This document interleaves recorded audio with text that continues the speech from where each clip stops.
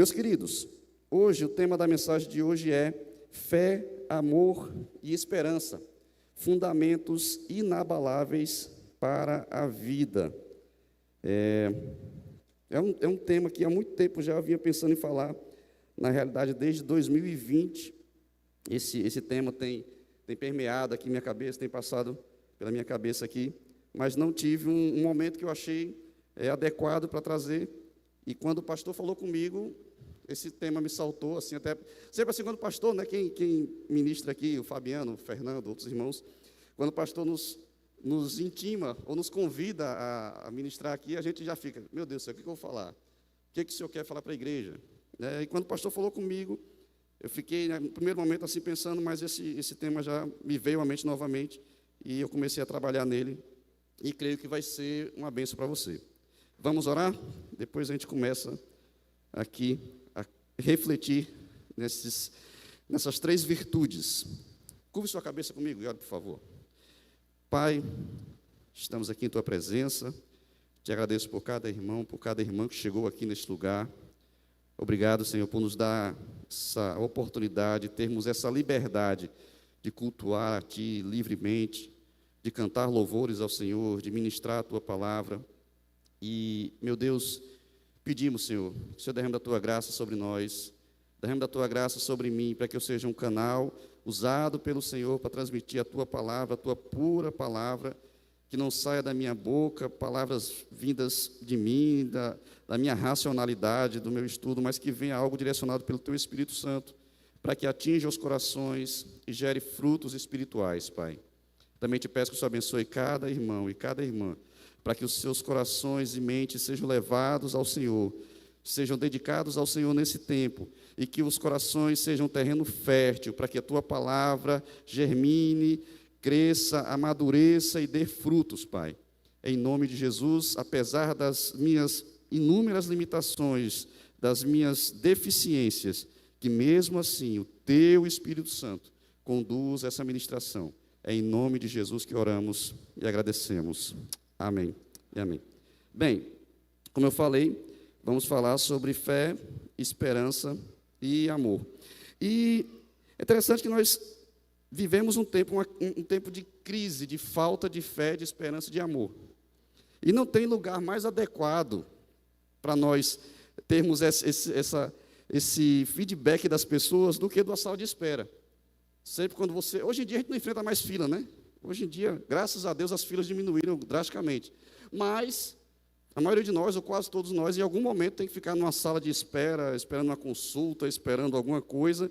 E nesses ambientes, geralmente, se começa alguma conversa ali. Um desconhecido começa a falar, começa a compartilhar, e dificilmente sai algo positivo, né? Geralmente alguém começa a falar sobre o mal do momento. É sobre a guerra lá da Rússia e da Ucrânia, é sobre lá Israel e Hamas, é sobre o aumento da gasolina, é sobre a feira que está aumentando, as coisas estão aumentando. Geralmente começa uma conversa ruim, uma conversa difícil. Dificilmente sai algo positivo. E geralmente vai ter alguém lá no meio, alguém que é mais religioso um pouco, que ele vai soltar aquela célebre frase assim: isso está acontecendo porque está faltando Deus nos corações. É a falta de Deus que está fazendo isso, que está gerando isso. Às vezes é um adolescente que aconteceram casos recentes aí, novamente, de filhos tirando a vida dos pais, de alguma mãe que é relaxada, que deixa o filho em casa abandonado. Geralmente são essas coisas, e sempre vai ter alguém dizendo: olha, isso é a falta de Deus nos corações.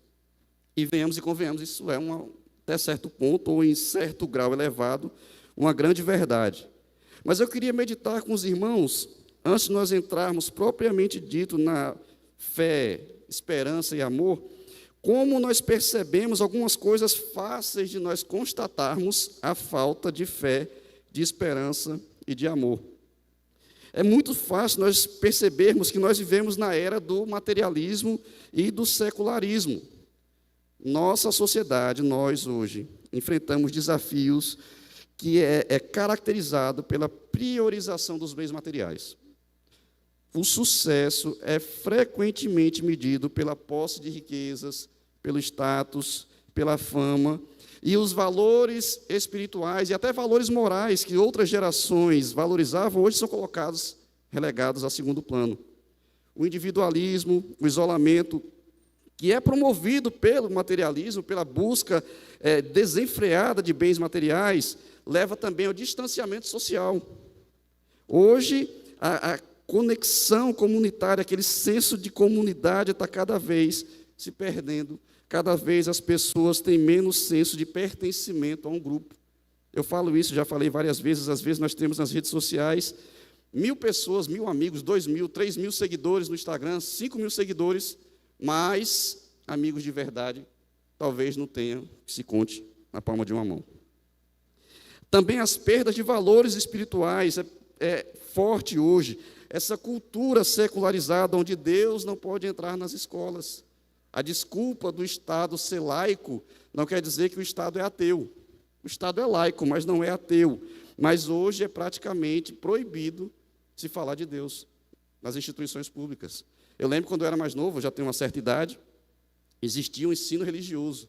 Hoje em dia, com exceção das escolas confessionais, como é o nosso colégio, o Colégio Batista, principalmente as escolas públicas, não existe mais o ensino religioso. Isso foi relegado a um segundo plano. Uma outra coisa também que caracteriza essa nossa era, essa falta de fé, é a cultura do ceticismo, que é o relativismo moral, a descrença na espiritualidade, ver a ciência como uma religião. A ciência hoje é tratada como uma religião. Tem pessoas que a última palavra tem que ser dada por uma pesquisa científica. Ela tem o seu valor, a ciência tem o seu valor, todos nós estamos aqui nesse ambiente usando uma série de coisas que foram conseguidas através do avanço da tecnologia, do avanço da ciência. Mas a ciência em si, ela não é um fim. Quando ela é tratada como um fim em si mesma, ela perde o seu propósito. A ciência não traz todas as respostas, e ela não tem a intenção de trazer todas as respostas. Ela tem o propósito de questionar. O pensamento crítico é o que permeia a ciência, é o que permeia a nossa sociedade, e isso é saudável. Nós precisamos de questionar as coisas, precisamos de inquirir, de pesquisar, de questionar, mas o ceticismo científico, tornar a ciência uma religião, é um erro da nossa cultura, e é algo que é cada vez mais comum hoje em dia. Se você fala algo e você não traz um dado científico de uma pesquisa que foi realizada por alguém em algum lugar, isso é como se tivesse menos valor. Se você cita somente a palavra de Deus sobre um tema, as pessoas meio que desvalorizam aquilo. Tem que ser acompanhado com uma pesquisa científica. Outra coisa também que tem provocado, que tem trazido a essa falta de fé generalizada na sociedade, são muitos escândalos religiosos. Sempre existiram escândalos religiosos, mas os escândalos cada vez mais frequentes e cada vez atingindo mais pessoas têm provocado também um enfraquecimento da fé de maneira geral. A perda da confiança nas instituições religiosas, o questionamento dos ensinamentos religiosos, o aumento do ceticismo, como eu citei antes, e o afastamento da igreja tem promovido cada vez mais o enfraquecimento da fé, cada vez mais uma sociedade que não tem fé. E isso tudo, junto com esses escândalos religiosos, quando um líder, ele faz alguma coisa que traz escândalo, como um abuso de poder, uma má conduta financeira, casos de abuso sexual, tudo isso mina a fé das pessoas. Provavelmente você conhece alguém, você tem algum amigo, algum familiar, talvez, que até frequentava a igreja, até tinha um relacionamento com Deus, mas por causa de algum escândalo de uma liderança, essa pessoa esfriou na fé. Isso tem sido mais comum. E outra coisa também que tem afetado a fé das pessoas, tem afetado a fé dessa nossa geração, são as crises de fé que todos nós passamos. Todos nós. Principalmente os mais jovens, claro. Mas até você de meia idade, e eu afirmo com certeza, talvez você não compartilhe isso, mas lá no fundo, uma vez por outra, você tem uma crise de fé. Uma vez por outra vem o que nós chamamos de pensamentos intrusivos. Quem aí é mais da área da psicologia vai saber muito bem o que é isso. Pensamentos intrusivos são pensamentos que você não provocou eles. Do nada você começa a pensar alguma coisa, e do nada surge uma dúvida, do nada surge um questionamento, e se eles não forem resolvidos, eles podem provocar crises de fé graves. Mesmo entre aqueles que foram criados numa tradição cristã saudável, é comum enfrentar momentos de crise da sua fé. Pesquisas mostram a diminuição na frequência da participação religiosa, principalmente entre os mais jovens e entre os 18 e 25 anos, é o período que as pessoas mais enfraquecem na fé, mais se afastam da comunhão. Mudanças na vida, exposição a novas ideias, eventos traumáticos, tudo isso pode levar alguém a questionar a sua fé. Conflitos internos, como as questões pessoais de identidade, propósito e moralidade, questões intelectuais, como conflitos entre fé e a ciência, que acontece muito entre os jovens quando chega à faculdade, interpretações teológicas complexas, conflitos externos, como discordâncias com a sua liderança, tudo isso pode desencadear uma crise de fé.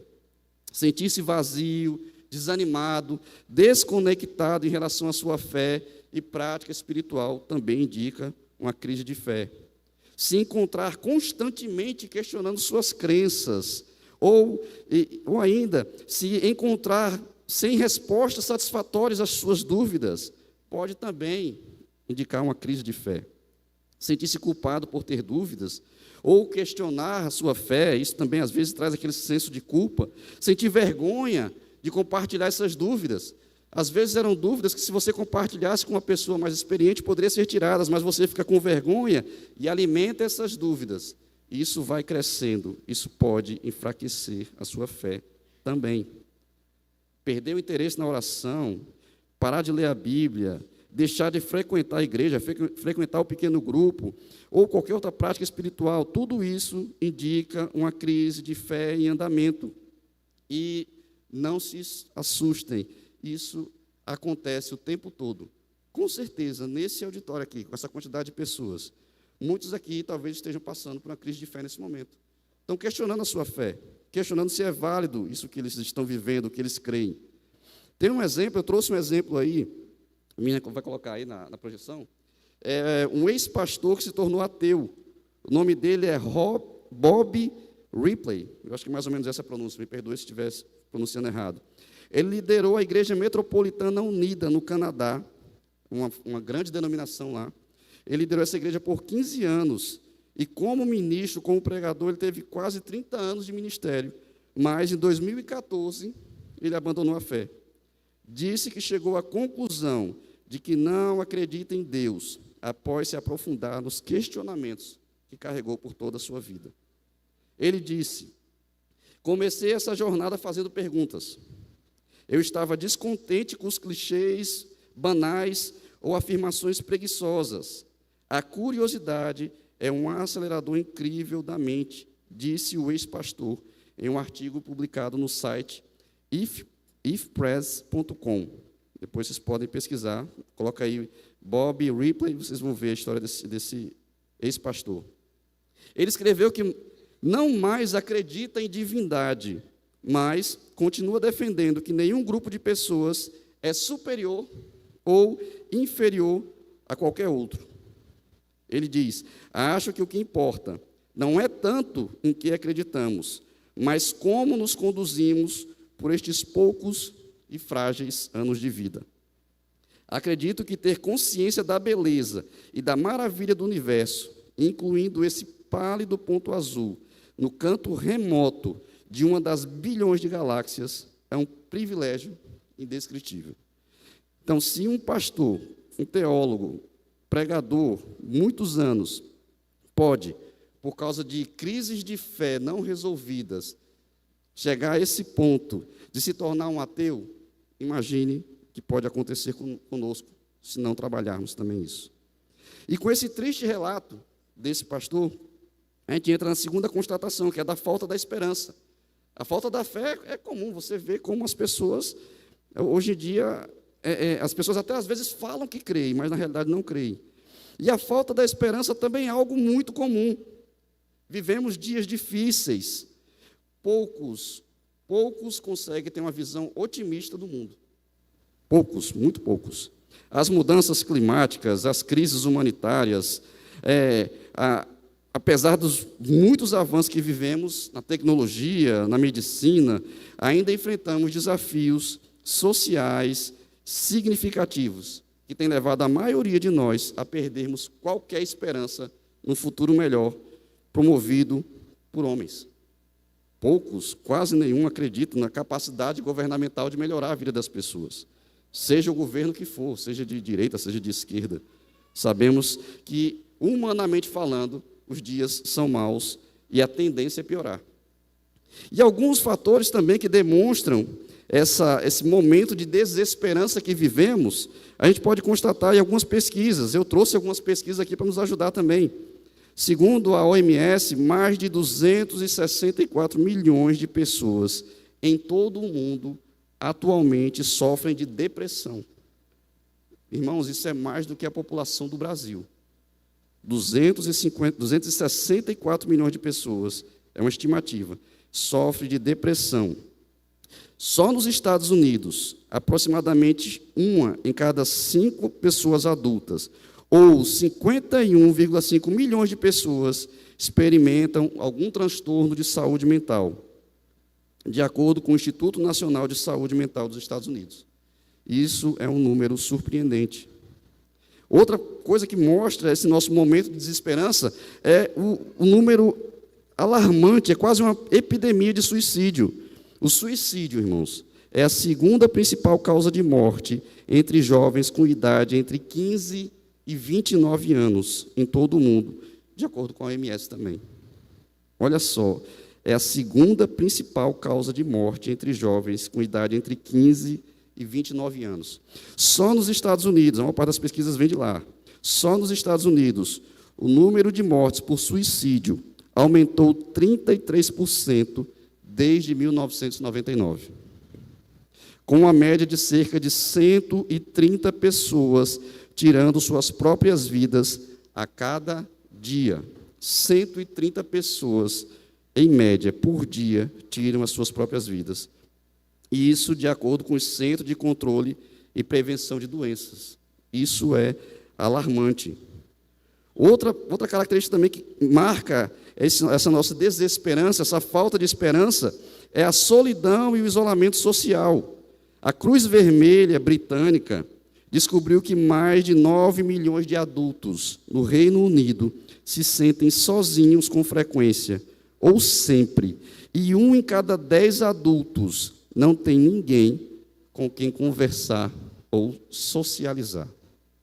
Isso é triste, isso é horrível.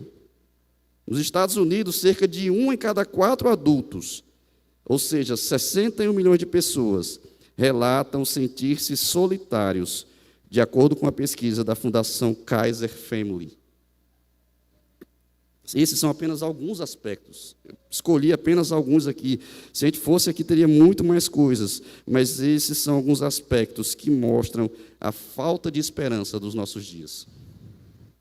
E ainda falta um amor. Falamos sobre fé, falamos sobre esperança, e a falta de amor. A falta de amor nos nossos dias pode ser percebida de diversas formas. Diversos sinais e comportamentos refletem essa falta de amor, essa desconexão, essa negligência em relação ao bem-estar e à dignidade das outras pessoas.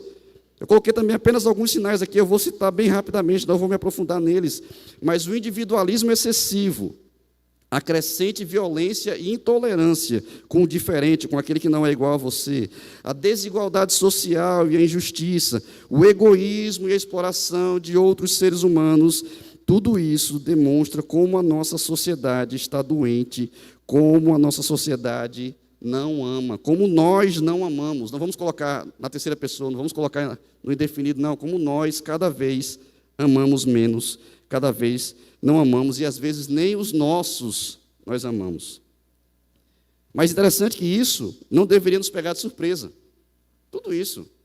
A Bíblia já fala sobre isso há muito tempo. Jesus já falava sobre isso há 2000 anos atrás. Os apóstolos falavam sobre isso.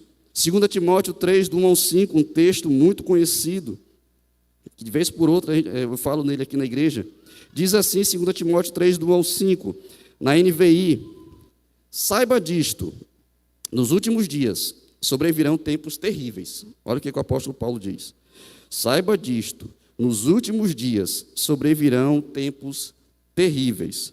Os homens serão egoístas, avarentos, presunçosos, arrogantes, blasfemos, desobedientes aos pais, ingratos, ímpios, sem amor pela família, irreconciliáveis, caluniadores, sem domínio próprio, cruéis, inimigos do bem, traidores, precipitados, soberbos, mais amantes dos prazeres do que amigos de Deus, tendo aparência de piedade, mas negando o seu poder. Afaste-se também destes. Esse texto, para mim, ele é fortíssimo.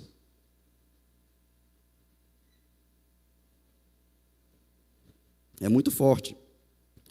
Paulo aqui, ele aponta que nos últimos dias sobreviriam tempos terríveis. E, irmãos, lógico que isso são coisas que sempre existiram homens maus, sempre existiram pessoas que faziam essas coisas. Mas eu ouso dizer, talvez a nossa geração seja a na qual isso seja mais abundante. O outro texto também, 2 Pedro 3, versículo 3 e 4, o apóstolo Pedro diz assim: antes de tudo, saibam que nos últimos dias virão escarnecedores, zombando e seguindo suas próprias paixões. Eles dirão: onde está a promessa da sua vinda? Falando com relação à vinda de Jesus. Desde que os antepassados morreram, tudo continua como desde o princípio da criação. Ou seja, a sua esperança é vazia, vamos dizer. Vocês acreditam que Jesus vai voltar, mas isso é dito há 2000 anos. Tem 2000 anos que isso é falado. E cadê a promessa da sua vinda, que ele não veio ainda? Mateus 24, 10 ao 13, o próprio Jesus vai falar agora. Nesse tempo, muitos ficarão escandalizados, trairão e odiarão uns aos outros. E numerosos falsos profetas surgirão e enganarão a muitos. Devido ao aumento da maldade, o amor de muitos esfriará. Algumas traduções trazem o amor de quase todos esfriará. Na NVI fala o amor de muitos esfriará. Mas aquele que perseverar até o fim será salvo. Aqui Jesus vai falar também com relação ao amor. A falta de amor dos últimos dias, o amor de quase todos esfriará. Ou seja, o egoísmo vai imperar, o individualismo vai imperar. Em Lucas 18, versículo 8, a parte B, Jesus fala também: contudo, quando o Filho do Homem vier, encontrará fé na terra? Quando o Filho do Homem, aqui é um nome que Jesus se auto-intitulava. Ou seja, ele está dizendo aqui, olha, quando eu voltar, encontrarei por acaso fé na terra? É inegável, é inquestionável a falta de fé, de esperança e de amor nos nossos dias. E por isso é essencial, eu diria, darmos a devida importância a essas virtudes tão importantes. Todas as características descritas nesses textos que eu acabei de ler apontam para um mundo sem fé, sem esperança e sem amor, que seria vivido nos últimos dias. E nós vivemos esses últimos dias.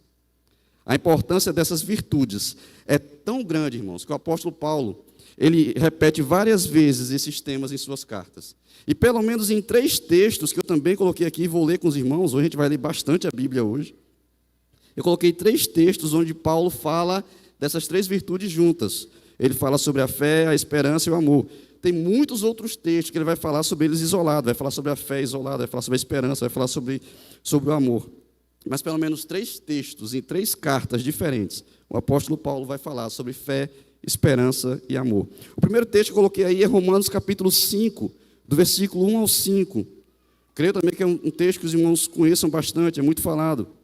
Romanos 5, do 1 ao 5, diz assim: portanto, tendo sido justificados pela fé, olha aí a fé aparecendo, temos paz com Deus por meio do nosso Senhor Jesus Cristo, por meio de quem obtivemos acesso pela fé, novamente falando, a esta graça na qual agora estamos firmes. E nos gloriamos na esperança da glória de Deus. Não apenas isso, mas também nos gloriamos nas tribulações. Como assim? Por quê, Paulo? Porque sabemos que a tribulação produz perseverança. A perseverança é um caráter aprovado. E o caráter aprovado, esperança.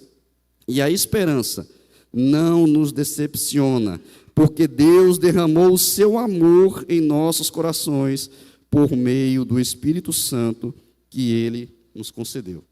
Esse texto é é um dos textos mais lindos e mais ricos, mais profundos do Novo Testamento.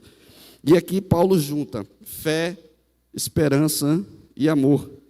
Ele vai falando aqui que a fé é aquele que é como o pastor falou nos últimos domingos, essa minissérie que teve nesses 2 últimos domingos. Falou sobre a fé, falou sobre a justificação, sobre a salvação. E a fé, ela é lá aquele alicerce que faz tudo isso. Temos acesso às bênçãos de Deus, temos acesso a Cristo, à salvação, o sacrifício de Jesus, que é uma prova do amor de Deus por nós. Tudo isso nós alcançamos através da fé. Tudo isso é algo sobrenatural. E isso gera em nós, apesar de qualquer tragédia, catástrofe, qualquer tribulação, qualquer dificuldade, isso nos capacita a termos esperança. E essa esperança, ela não nos decepciona, porque ela é depositada num Deus que não falha, um Deus que não erra.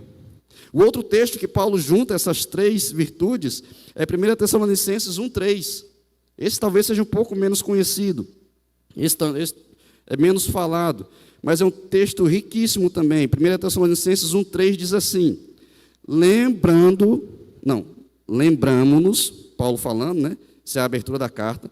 Lembramo-nos constantemente, diante do nosso Deus e Pai, do vosso trabalho que resulta da fé, olha a fé aparecendo, do vosso esforço motivado pelo amor e da firmeza da vossa esperança em nosso Senhor Jesus Cristo.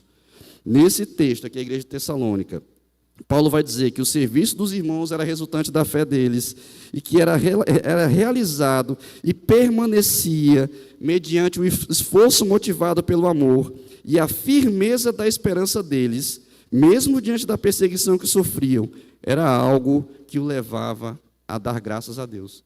Irmãos, não sei se os irmãos sabem, se os irmãos já viram isso, mas nessa cidade, na cidade de Tessalônica, onde Paulo escreve essa carta para aqueles irmãos, Paulo passou um pequeno espaço de tempo lá. Se você for ver lá em Atos, ele passou 3 semanas nessa cidade pregando. Algumas pessoas se converteram. E ali se levantou uma forte perseguição contra aquela igreja recém-fundada. Eram todos novos convertidos e começaram a ser perseguidos, primeiramente pelos judeus, depois também por algumas pessoas de lá. E Paulo, ele teve que sair fugido dessa cidade, e ele tinha medo de que aqueles irmãos que tinham se convertido se desviassem da fé.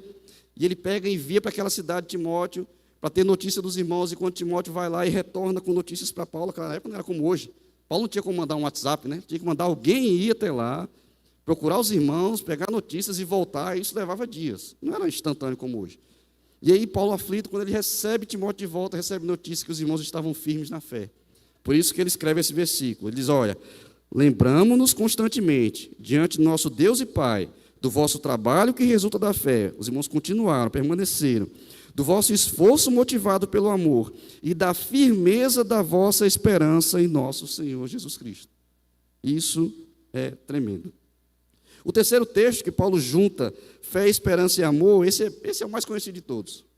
1 Coríntios 13, o fechamento do capítulo 13, onde Paulo fala sobre o amor, ele fecha o capítulo 13 de 1 Coríntios dizendo, agora, pois, permanecem a fé, a esperança e o amor.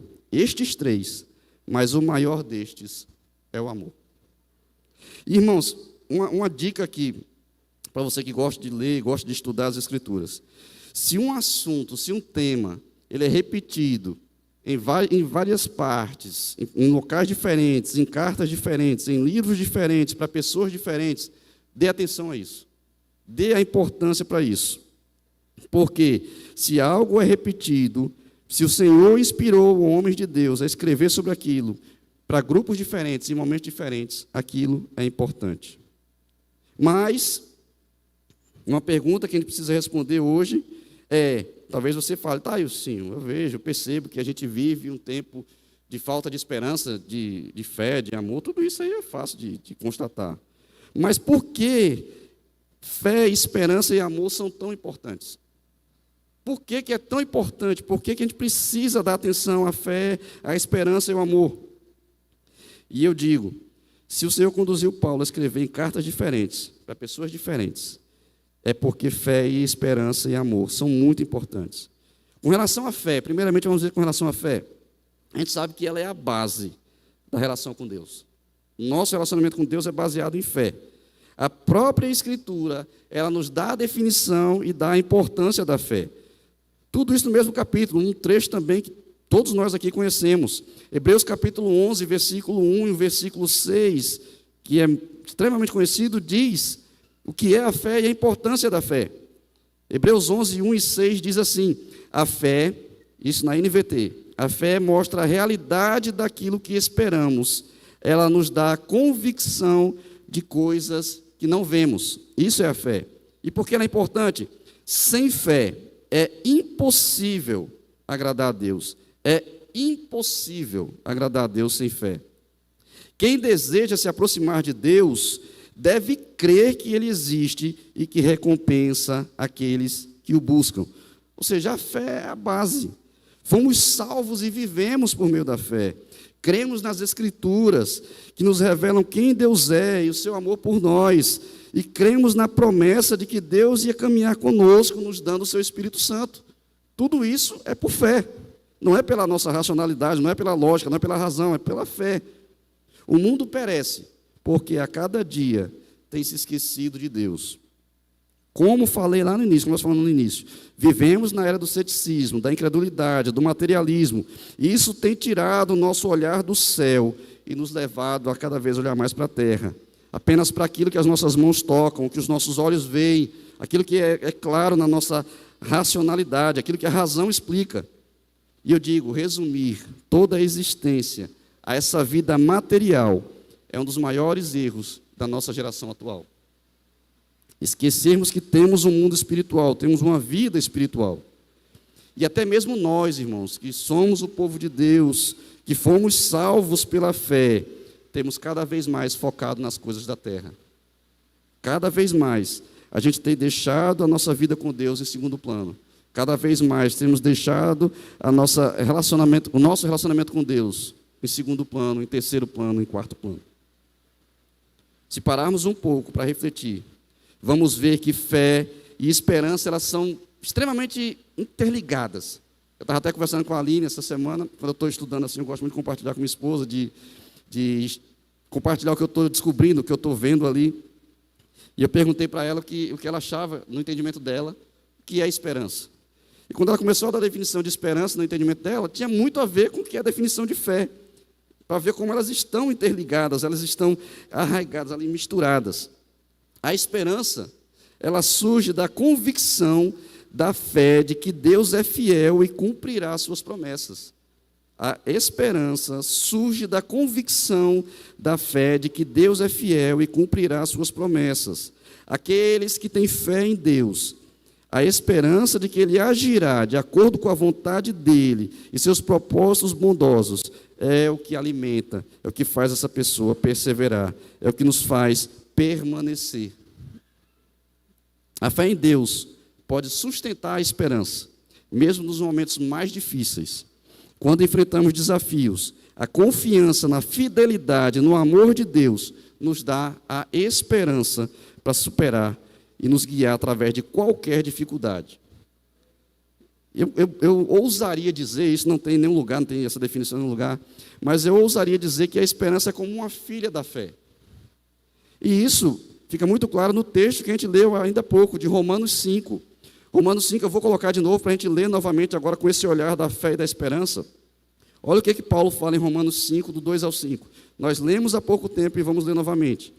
Foi por meio da fé que Cristo nos concedeu esta graça, que agora desfrutamos, com segurança e alegria, pois temos a esperança de participar da glória de Deus. Também nos alegramos ao enfrentar dificuldades e provações, pois sabemos que contribuem para desenvolvermos perseverança. Aí Paulo vai explicar como é que isso funciona, né?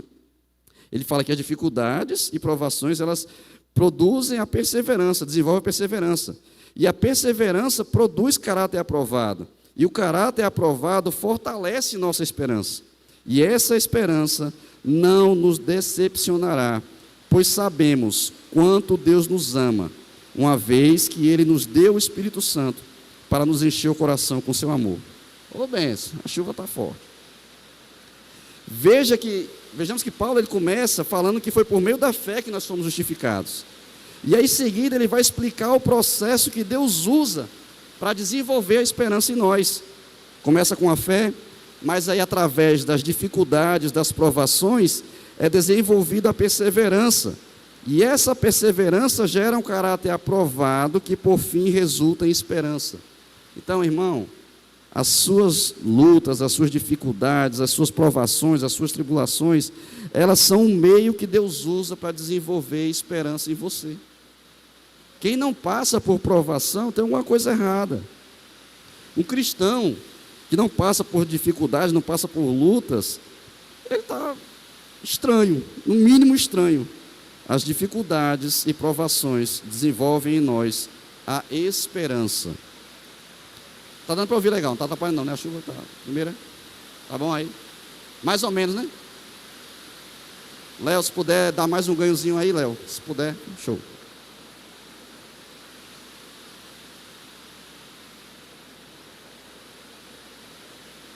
Você que está pela internet aí, você não sabe, mas está caindo um toró brabo aqui. Está brabo. Mas, irmãos, essas virtudes, como eu falei, fé e esperança estão interligadas. Mas eu gostaria de frisar uma diferença importante. Eu não uso muito definições. Quando eu ministro assim, não gosto muito de usar definições de palavras, porque às vezes se torna uma aula e se torna meio enfadonho. Mas com relação à esperança, eu achei interessante colocar uma definição. Por quê? Esperança, eu acho que ela é uma palavra que ela perdeu meio que o sentido original dela. O sentido bíblico de esperança foi perdido ao longo do tempo. Se você pegar um dicionário, eu coloquei aí a definição de esperança, de acordo com o dicionário. E esperança é um substantivo feminino, né? Mas que o significado é sentimento de quem vê como possível a realização daquilo que deseja. Confiança em coisa boa. Veja que é algo bem vago, né? Uma frase que a gente poderia colocar é: João tem esperança de uma vida melhor. Isso é esperança, é algo vago, é alguma coisa que pode ou não acontecer. A palavra que, no meu entendimento, representa mais o que é a esperança bíblica é expectativa. São sinônimos, mas são diferentes. Olha a definição de expectativa. Expectativa é a situação de quem espera a ocorrência de algo ou sua probabilidade de ocorrência em determinado momento. Veja que diferente de esperança, expectativa é algo mais fechado, é algo de quem espera a ocorrência de algo, é algo que certamente vai acontecer, não algo vago como a esperança, que é algo que é possível a sua realização. E aí, para ficar mais fácil de entender isso, eu pensando aqui como ajudar os irmãos a entender essa diferença de esperança e expectativa. Pense que você, né, hoje é domingo, amanhã é segunda-feira. Quem está desempregado, geralmente a segunda-feira é o dia da pessoa procurar emprego. Levar currículo, fazer entrevista, sair tentando achar alguma coisa. E você sai, distribui um monte de currículo, e aí você fica naquela esperança de ser chamado. Você coloca lá seu telefone, espera que alguém ligue para você ser chamado e começar a trabalhar. Mas, diferentemente de quem está distribuindo currículo, imagine agora que você é formado em Direito, você fez um concurso para juiz, passou lá na colocação dentro das vagas, preenche os requisitos, tem lá os seus cursos todos, fez lá os exames de saúde, já foi convocado, apresentou os exames de saúde, apresentou as certidões todas que pede lá no concurso, e você, inclusive, já tem a data que você vai ser nomeado. Você está só aguardando a data que você vai lá tomar posse e começar a exercer a sua profissão. Essa pessoa, ela vive a expectativa de começar a trabalhar. Diferente de quem está com o currículo, que tem a esperança de ser chamado, aquele que passou naquele concurso, ele tem a expectativa. Com relação à palavra de Deus, com relação às promessas das Escrituras, elas estão mais para a expectativa do que para a esperança. Não é algo vago, que pode ser que o Senhor faça, pode ser que talvez o Senhor nos leve para passar a eternidade com Ele, pode ser que o Senhor cumpra as suas promessas. Não, com relação à palavra de Deus, nós temos a certeza que elas serão cumpridas.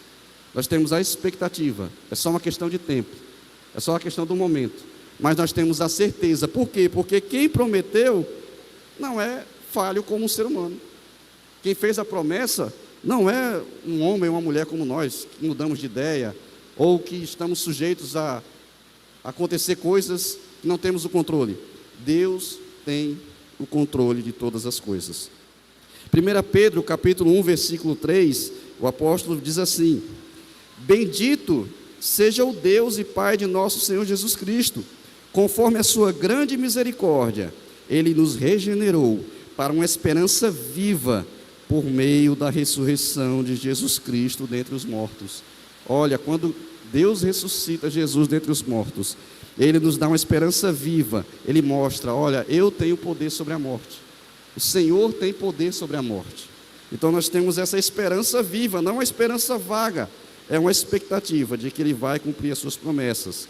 Romanos capítulo 15, versículo 13, o apóstolo Paulo diz que o Deus da esperança os encha de toda alegria e paz, por sua confiança nele, para que vocês transbordem de esperança pelo poder do Espírito Santo.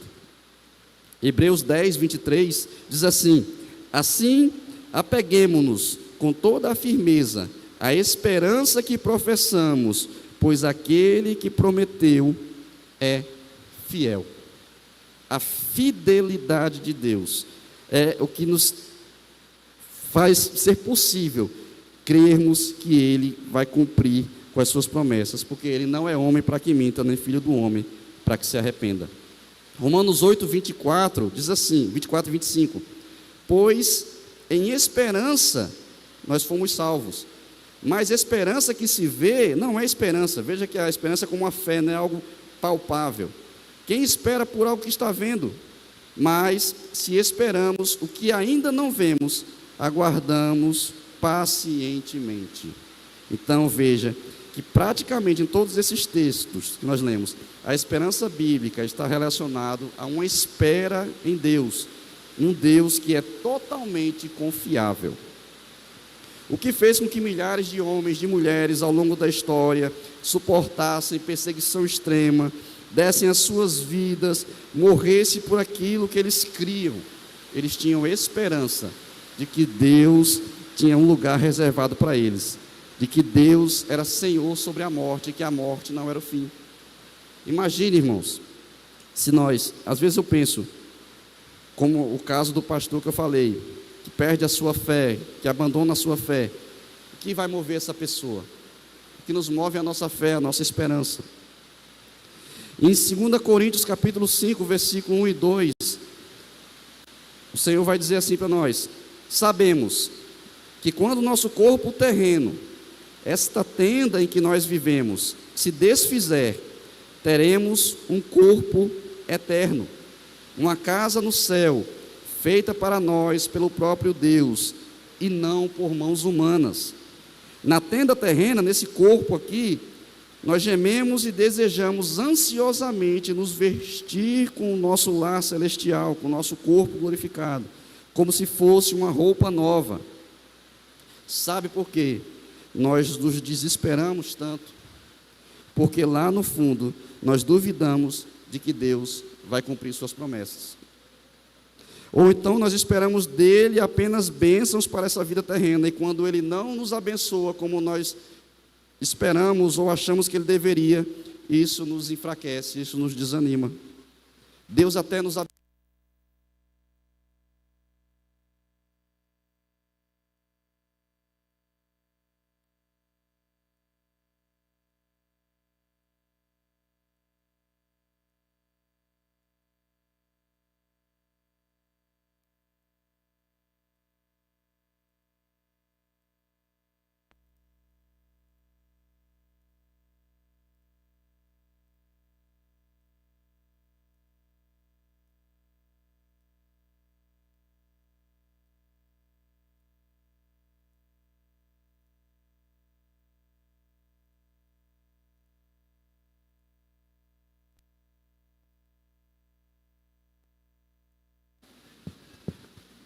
Voltou. Chega, Jesus. Amém. Olha aí. E aí, se nós continuando, vamos tentar continuar aqui, vamos voltar. Vai dar certo, em nome de Jesus. Deixa eu ver onde eu estava aqui. Sim, então, quando nós esperamos de Deus apenas bênçãos para essa vida terrena, a gente perde o foco. Quando nosso foco não está em Deus, Paulo vai dizer que a nossa situação é complicada. 1 Coríntios 15, 19, diz assim, 1 Coríntios 15, 19, se esperamos em Cristo só nesta vida, somos os mais miseráveis de todos os homens. Essa linguagem para mim é forte, esse texto para mim, ele me faz refletir muito a minha vida, a minha relação com Deus. Se eu espero em Cristo só nessa vida, ou seja, se eu tenho esperança em Deus somente nas bênçãos terrenas, naquilo que Ele pode fazer por mim aqui, Paulo vai dizer, olha, se a nossa relação com Deus é assim, nós somos os mais miseráveis de todos os homens. E isso é forte. E você e eu precisamos refletir sobre isso.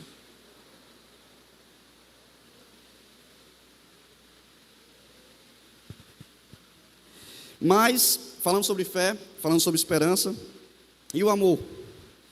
Como é que fica o amor? Como nós lemos lá atrás, Paulo vai dizer que o amor é o mais importante das 3 virtudes, né? 1 Coríntios 13, 13, vai dizer assim, agora, pois, permanecem a fé, a esperança e o amor. Estes 3, mas o maior destes é o amor. Eu creio que Paulo, inspirado pelo Espírito Santo, ele tenha dito isto, porque o amor está acima da fé e da esperança, por ser a essência de Deus e existir com Deus desde a eternidade. A Bíblia não diz que Deus tem amor, ela diz que Ele é amor. Sua natureza é amor.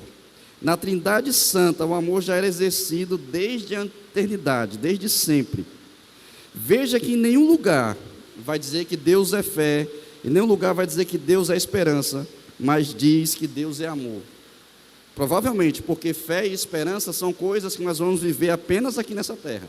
Na eternidade não vamos precisar de fé, não vamos precisar de esperança, mas o amor vai existir na eternidade. Tem alguns textos, eu já estou caminhando para terminar, irmãos, já estou bem aqui na reta final. Alguns textos que eu queria compartilhar com os irmãos se encontram em 1 João capítulo 4. Não está funcionando aí, mas abra sua Bíblia, seu aplicativo aí no seu celular, sua Bíblia impressa, e abra sua Bíblia em 1 João capítulo 4, do versículo 7 em diante. Nós vamos ler alguns versículos. Vamos para o método antigo, né? Vamos voltar a usar a nossa Bíblia, o nosso aplicativo aí. 1 João capítulo 4, versículos 7 e 8 diz assim, esse texto é forte também. Amados, continuemos a amar uns aos outros, pois o amor vem de Deus. Quem ama é nascido de Deus e conhece a Deus. Quem não ama, não conhece a Deus, porque Deus é amor. Esse apóstolo aqui, João, que é o discípulo amado, né? Ele, com essa falazinha suave, bem tranquila aqui, ele dá uma declaração assim na lata, fala, olha, quem não ama, não conhece a Deus, porque Deus é amor. E aí a gente vive, como eu falei lá no início, na era da falta de amor. Cada vez mais individualistas, cada vez mais pensando somente em nós mesmos. E aí o apóstolo diz, quem não ama, não conhece a Deus. E aí a gente deve se perguntar, será que eu conheço a Deus de verdade? E aí ele continua, o apóstolo continua. Nos versículos 9 e 10 de 1 João, capítulo 4, ele vai dizer, Deus mostrou quanto nos amou ao enviar seu único Filho ao mundo, para que por meio dele tenhamos vida. É nisto que consiste o amor, não em que tenhamos amado a Deus, mas em que Ele nos amou e enviou o seu Filho como sacrifício para o perdão de nossos pecados. Veja que aqui uma semelhança muito grande com João 3,16, aquele versículo que nós sempre falamos, né, João 3,16, aqui é como se fosse uma versão diferente. Ele fala, Deus mostrou quanto nos amou, ao enviar seu único Filho ao mundo, para que por meio dele tenhamos vida. E é nisto que consiste o amor, não em que nós tenhamos amado a Deus, nós não amamos a Deus primeiro, Ele nos amou primeiro, mas em que Ele nos amou e enviou o seu Filho. Nosso relacionamento com Deus precisa ser baseado no amor que temos a Ele. Se for baseado em medo, o apóstolo vai dizer também que algo está errado. Às vezes, nós nos relacionamos com Deus por medo. E aí ele vai nos mostrar que isso é errado.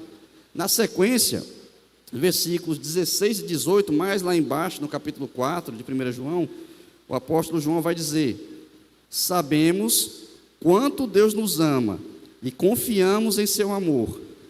Deus é amor, e quem permanece no amor, permanece em Deus e Deus nele. À medida que permanecemos em Deus, nosso amor se torna mais perfeito. Assim, teremos confiança no dia do juízo, pois vivemos como Jesus viveu neste mundo. E aí vem aquele texto que a gente conhece, né? Versículo 18. Esse amor não tem medo, pois o perfeito amor afasta todo medo. Se temos medo, é porque tememos o castigo, e isso mostra que ainda não experimentamos plenamente o amor.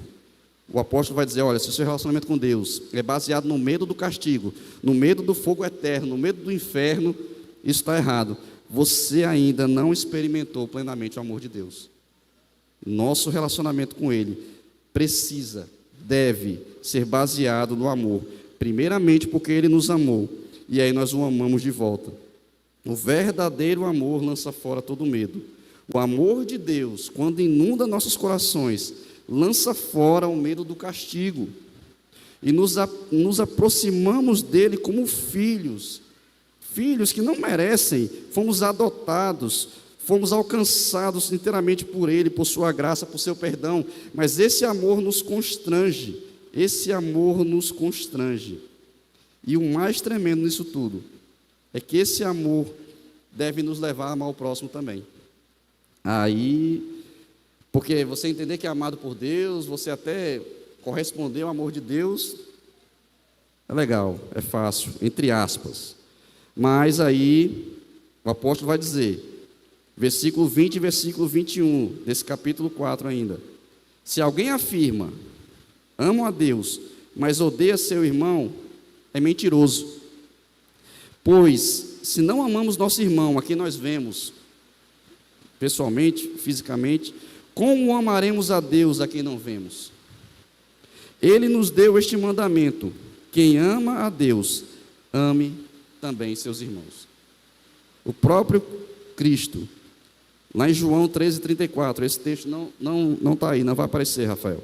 João 13:34 diz assim: por isso, agora eu lhes dou um novo mandamento: amem uns aos outros. Assim como eu os amei, vocês devem amar uns aos outros. Que pancada! Nosso amor a Deus é demonstrado através do amor às pessoas, através do amor ao nosso próximo. E para finalizar, estamos caminhando para terminar. Para finalizar, tudo isso, irmãos, que eu falei até agora, falei sobre fé, sobre esperança, sobre amor, tudo isso aqui só é possível de ser vivido através de um relacionamento com Cristo. Nada disso aqui você consegue viver na sua totalidade, na sua plenitude, através da sua força, através do seu braço. Nada disso você consegue com o seu esforço simplesmente. Há um esforço, é claro, mas somente no seu esforço você não consegue. Isso só é possível se você entender plenamente e viver um relacionamento com Cristo. João, capítulo 15, versículo 4, texto também muito conhecido, diz assim: permaneçam em mim, e eu permanecerei em vocês. Pois assim como um ramo não pode produzir frutos se não estiver na videira, vocês também não poderão produzir frutos, a menos que permaneçam em mim.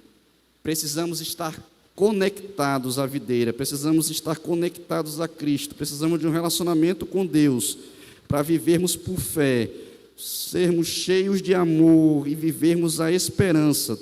Tudo isso só é possível se estivermos conectados com Cristo. Só com Cristo e por meio dele temos nosso relacionamento com Deus restaurado. Mas para não ficar somente em teorias, em explicar uma série de versículos, eu queria dar alguns conselhos para você colocar em prática.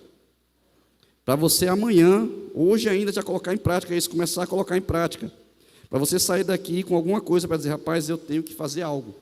Não adianta encher vocês de conhecimento aqui e não indicar para você o que fazer com isso que eu estou falando.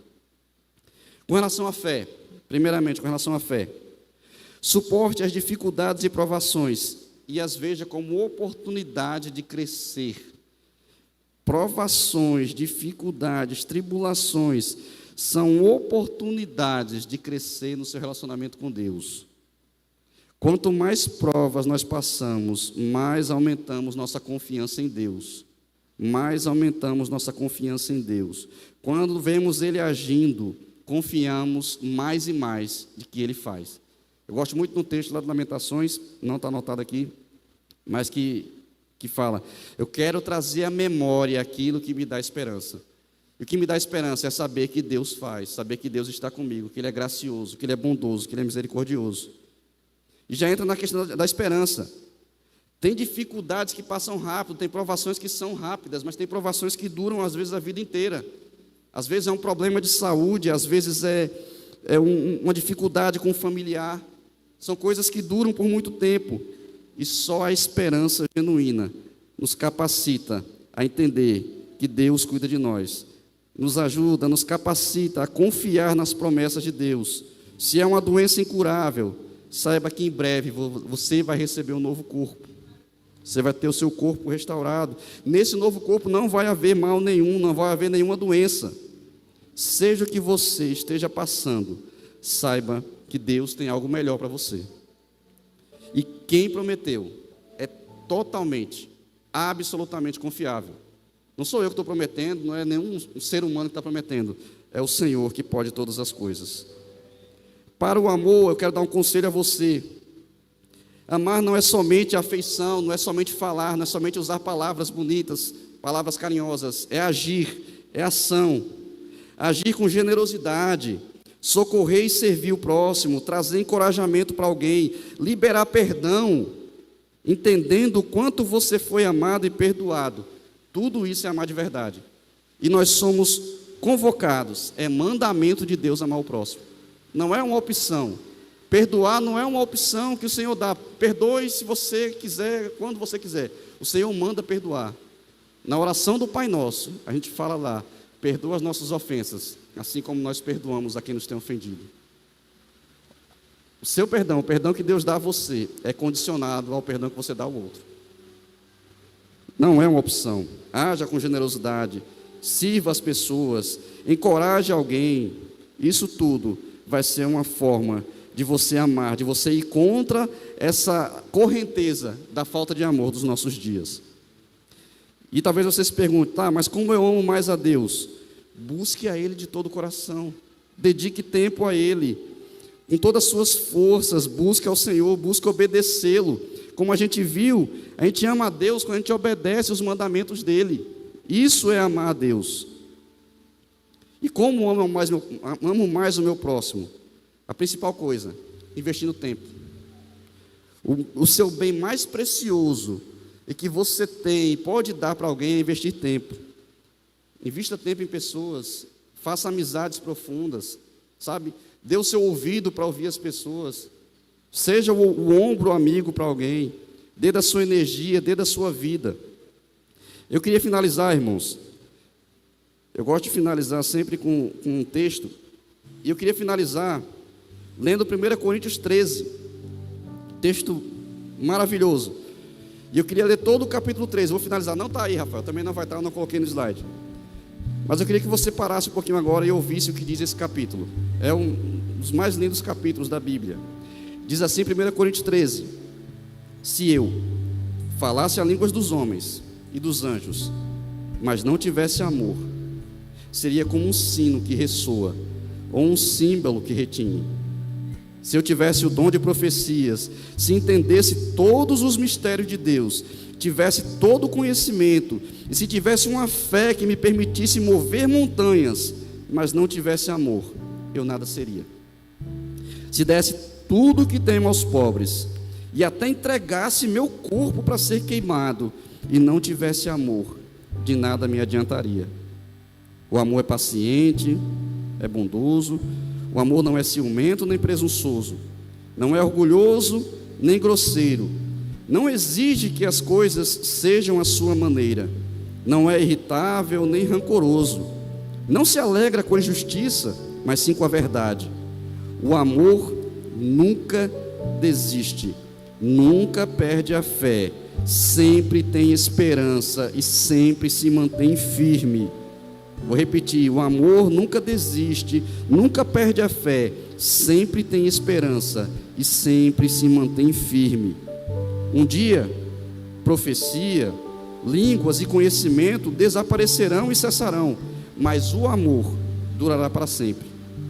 Agora, nosso conhecimento é parcial e incompleto, e até mesmo o dom da profecia revela apenas uma parte do todo. Mas quando vier o que é perfeito, essas coisas imperfeitas desaparecerão. Quando eu era criança, eu falava, pensava e raciocinava como criança, mas quando me tornei homem, deixei para trás as coisas de criança. Agora, vemos de modo imperfeito, como um reflexo no espelho, mas então veremos tudo face a face. Tudo que sei agora é parcial e incompleto, mas conhecerei tudo plenamente, assim como Deus já me conhece plenamente. 3 coisas, na verdade, permanecerão: a fé, a esperança e o amor. E a maior delas é o amor. Deus nos abençoe.